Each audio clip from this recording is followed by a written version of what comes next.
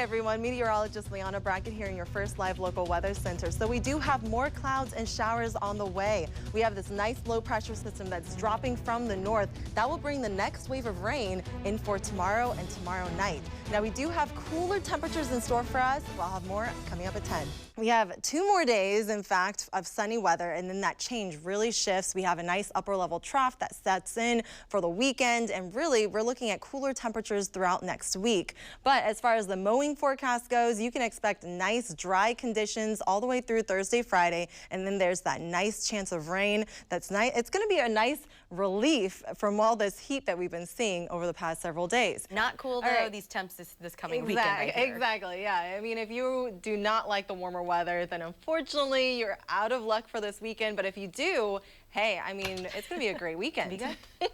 So let's take a look outside right now. Here's a great shot, live view of Portland downtown. I mean, just a few low-level clouds, but it's really dry. We did manage to get up to 60 degrees today. Now, as we jump into the forecast, we do have one more chilly day in store for us, and that will happen tomorrow. And then things go right back to pleasant conditions by early next week. Liana Brackett joining us now with a look at a cool end of the week. Yeah, and whenever I follow space stories, I always think of the origin of the word meteorologist. Do you know where it actually came from? Meteor. It did, but well, the Greeks, the Greeks called anything that fell from the sky a meteor. So a rain droplet, a snowflake, you name it. Everything. Everything. So thus meteorologists. So people who study things that fall from the sky. Yep. That just kind of testifies at how hit or miss natured those showers were all day today. And here's a great time lapse up at our Adventure Park ski bowl cam.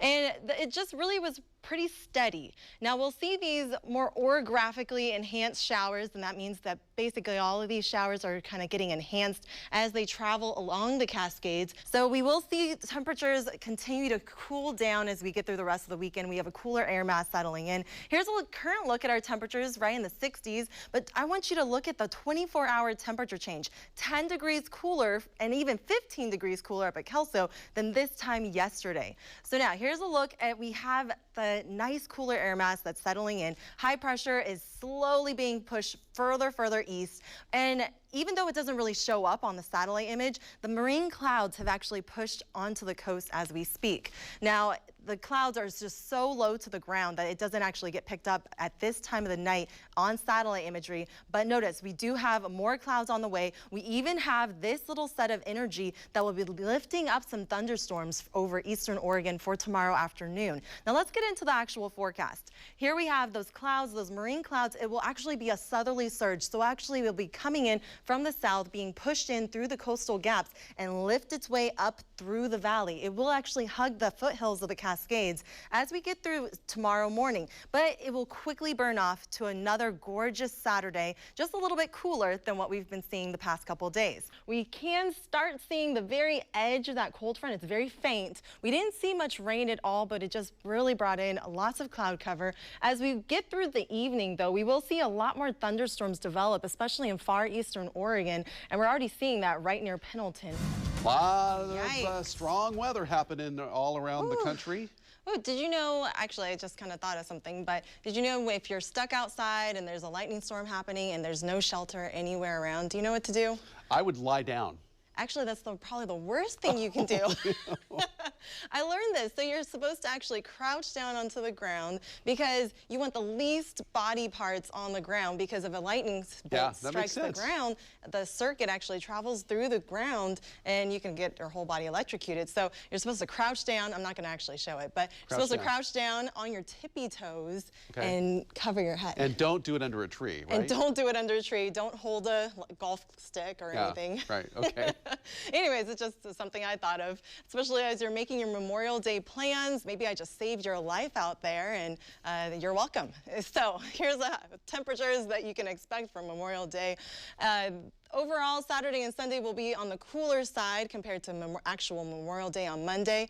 The high on Monday will be right around 75 degrees. It will definitely feel a lot warmer and drier, and you can expect lots of sun breaks. As we get into the rest of the forecast area, notice for your entire weekend for the coast, it'll actually be really cloudy tomorrow with a chance for showers. But then Sunday, you can expect mostly dry conditions and partly cloudy skies. The bulk of the showers will actually be north north of Newport. So if you do have any plans, make sure, don't change them now, but make sure you at least wander down to Newport because you'll actually see lots of sunshine and warmer temperatures. Now here's the actual forecast.